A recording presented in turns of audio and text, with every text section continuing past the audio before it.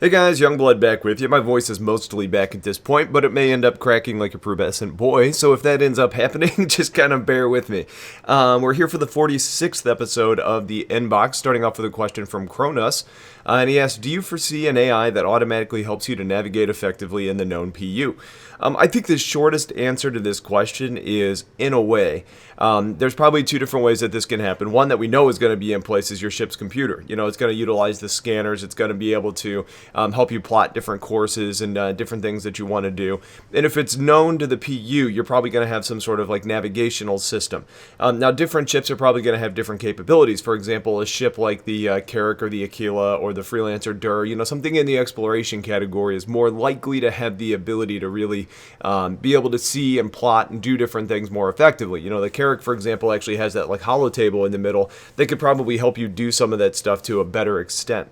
Now, as far as like characters go, if that's what you're asking about, you know, I think you might end up having some things like you might be able to pick up like a guide, for example. Like, I'm going into an area that I'm not familiar with, but this person has lived in the area in the past, and they can end up helping you through different missions or different tasks. I think most of the NPCs that we're going to see and what they're going to be doing are probably more specified to certain types of missions. You know, for example, somebody may want you to transport them, but that doesn't necessarily mean that they're going to be an expert in that area. So I think you're going to be relying more on organic information collected from other players that you then purchase through information brokers. You know, ships like the Herald, for example, are really good at transporting information. You can buy information because information is valuable. So if you're wanting to really be able to navigate somewhere that you haven't been before, you can purchase that information to then be more effective when it's actually time to, travel in that area. Galaxy Wolf asks, will the ships that we're buying be able to use once the game is fully released? I've heard of the alpha wipes that will wipe accounts or something.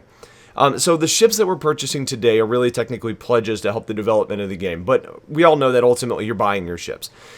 What's going to happen with the wipes is things that you're earning in-game are going to be removed. So, you know, if you end up being able to earn currency, the currency is going to be removed when they do a wipe. If you end up earning currency and buying a weapon, you know, that weapon's going to be removed. If you end up stealing a ship and it stays within your, fleet, that's going to end up being removed. Basically, you're going back to the basics, and the basics is what you have purchased and what you technically own, not using in-game currency. So, like today, if you were to buy a Hornet package, for example, when they do a server wipe, you're not going to have to start, with no ship. You're going to get to keep your Hornet package whenever they do a server wipe. Now, speaking of wipes, they're going to have to really determine how often they're going to do them, and I wouldn't be surprised if they, let you keep certain things. I bet it just depends on how easy it is and how complicated it becomes to target certain different areas.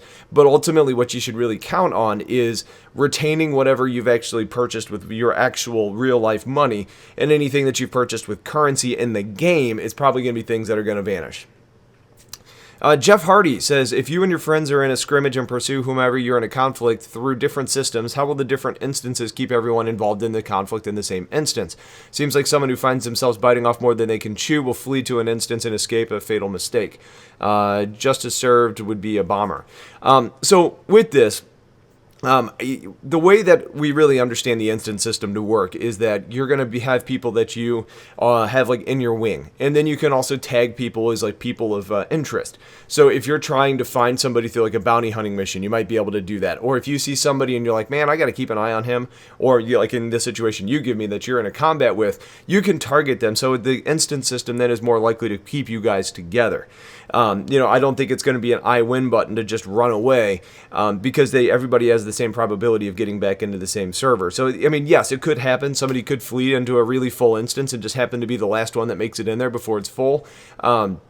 But between the fact that we have a way to actually tag people to try and stay together, and the fact that the instance system seems to be roadmapped to be housing many more players, and with how big space is, I think it's going to be easier for you guys to end up staying together, and you can finish whatever you were trying to finish off there. I think the other piece of this, as far as the instances are concerned, is if you're able to tag somebody as a person of interest automatically. So, for example, if somebody engages you, do they stay, or do they automatically get pinged so you get put together with them automatically? Or, is that something that you actually have to do manually? And that's a gameplay decision, and we don't really have that in place today, so we don't know what direction they're going to go. Hans Yolo says, great video, glad I found your channel yesterday, great content, and welcome aboard. I have a question. What do you think of the Sabre? Is it better than the Gladius? I've heard people saying they like the Gladius more, and other people saying they like the Sabre more. And does it come with missiles as stocks? Thank you for your time. So the Sabre and the Gladius are kind of interesting ships because they're kind of similar. You know, a lot of people say that the Sabre is essentially Gladius 2.0. It's basically twice the price. You know, it's got far superior weaponry. You know, so for example, the Sabre has the capability of bringing 4 size 3 weapons on it on a relatively small ship. I mean, that's pretty damn potent. The Sabre today is probably the best dogfighter actually in Arena Commander. And part of that's because it's not balanced right. And when I say that is the shields aren't behaving the way they should. They're regenerating way faster than they actually should, meaning the ship has increased durability, and it kind of gives people an artificial feeling for what the ship is meant to be. The Gladius has gone all over the place. Sometimes it's like my favorite ship, other times I kind of hate it. And the big problem with the Gladius is the weaponry that it brings. You know, max size 2s on the wings and a size 2 on the nose. You know, it just doesn't pack a lot of firepower. That being said, the Gladius is also a little bit more dependent on the quality of how effective missiles are in whatever release we're in. And we know sometimes they work really well and sometimes they don't at all. And the Gladius has a lot of missiles and the capability to bring bigger missiles and different types of missiles. So when missiles are working well, the Gladius works well. The Gladius is a really fun ship to fly. It handles like you think it should. It's a light fighter. It kind of is very nimble. It's pretty quick. You know, on a less important note, it sounds really nice. The Sabre is a little bit heavier. It's a little bit slower. It's a little bit less nimble. But right now, it's hard to argue with the Sabre as far as being, you know, a really, really potent machine. You know, once we start getting into the persistent universe, things probably end up changing a little bit. I don't envision either one of them having long-range capabilities, so you're talking about short-range fighting. You know, I think the Gladius has benefits because it's a little bit faster, it's a little bit more nimble, it's going to be cheaper to replace, it's a very common ship. The Sabre has some benefits from being able to bring heavier firepower, but don't forget, the Sabre was purpose-built to be a stealthy, capable ship as well. So the Sabre becomes an ambush predator. And I think that's going to be the balancing factor. You know, as the shields start behaving the way they should, when stealth starts being implemented, it gets a little perk in that direction. So there's a couple different things there. I think in general, the Sabre is probably the better ship. But, you know, they are a little bit different, and there's some things to consider when you're talking about the two. P51 Max says, what do you think about the Voyager Direct item melting? I know. CIG's made it very clear from the beginning that all sales on VD are final. So I'm going to kind of just summarize this question. You guys can read the whole one. Basically, he says, you know, he's purchased things that are no longer relevant to his needs, wishes that we'd be able to actually do, you know, melting and buy other ships and things with Voyager Direct purchases. And yeah, I don't really care for that. I've kind of seen that, and it's really kind of scared me off of making Voyager Direct purchases. Instead, I've really been doing rental items instead. You know, the one thing that I actually purchased on Voyager Direct was a Gray Cat, and that was when the hangars were really big, and it was taking me time to get around, and I wanted to be able to jump it off the sweet ramps and stuff. But then all of a sudden, the referral system came out, and I ended up getting a Gray Cat there. So now I've got 2 of them just sitting in my hangar. So theoretically, I would like to be able to melt my Gray Cat that I purchased to buy something else. I think the system should be in place, but ultimately the direction that they're going is that instead of spending time to implement melting capabilities on the website for Voyager Direct items, they're going to be saying that you can sell those items in the universe. So, for example, with my Gray Cat example, I could potentially sell my Gray Cat and get funds in-game currency and then use that in-game currency to buy weapons and other items. So that's kind of the direction it's going. It's coming. It's just not going to be in the same way that it works online for ships. You know, you're not going to be able to melt that Gray Cat and put it towards a Gladius or something like that. So it's coming. It's probably not the way everybody wants it to be, but it's probably also a kind of important step towards getting us towards the economy that they plan on having in the game. Jez MCM says, what's your opinion on CCUing the Gemini to a Carrack? Which would you consider more valuable to keep disregarding? Any preference to their intended roles? So, I love both of these ships. The Gemini is a really cool ship, and I'm a huge fan of the Starfarer line, primarily just because you automatically get the option of going out, making money without having to spend money.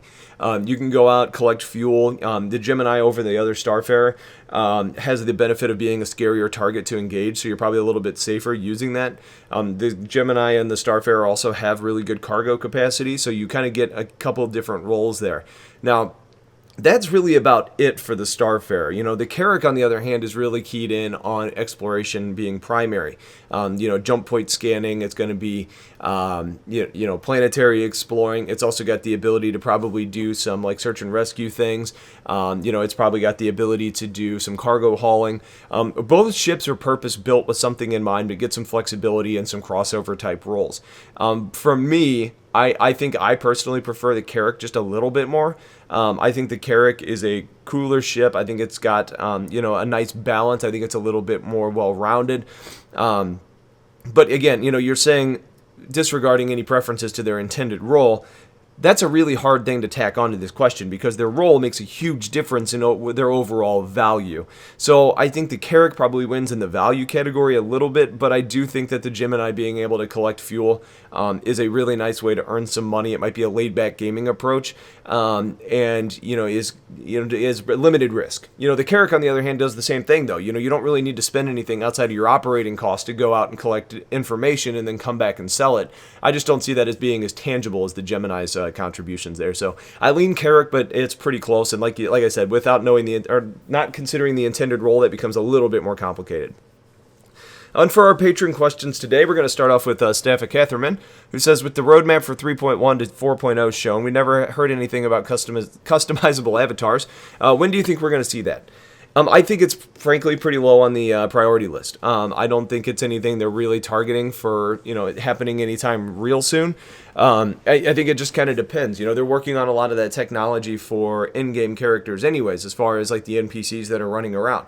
And we got some information on around the verse that was kind of showcasing how they're going to do it. Pick this nose, pick this hair, pick this skin color, those types of things. So I think it's probably going to be closer to the end of that, probably 4.0. It might even be closer to actual launch, just because in the scheme of things, it doesn't make that big of a difference, especially if they're not, labeling it on there. It's either something that's, we could look at that a couple different ways. It's something that they just kind of saw as consequential, so they're not necessarily going to be adding it into the list, or it's something that they say is, low priority, so they'll just say it's going to be after 4.0, so they didn't include it on their roadmap.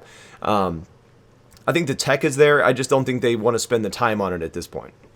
And for the last question, Clem Morale says, do you think the new patcher will result in greater number of small updates after release, say 3.0.10 or 15, as opposed to the way 2016 is gone? Or do you think it will be used to iterate Evocati and PTU builds more rapidly with only a slight increase in live updates? I think it's going to be both, to be honest with you. One of the biggest things that they've been talking about is making their delta changes. So basically, the ability to change individual small files, so downloads are going to be smaller. And when they actually do that, I think they're going to be able to make hotfixes more effectively. So I think it's going to be really crucial as far as getting a lot of Evocati and PTU builds out more quickly, so we get more people testing the different changes.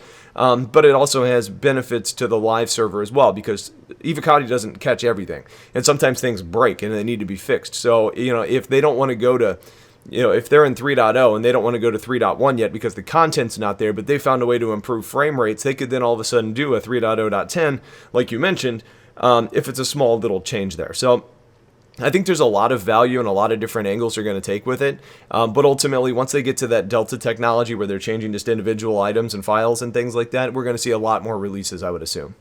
So that's going to be it for this episode. If you've got questions, get them in. Otherwise, I'll talk to you guys later. Take care.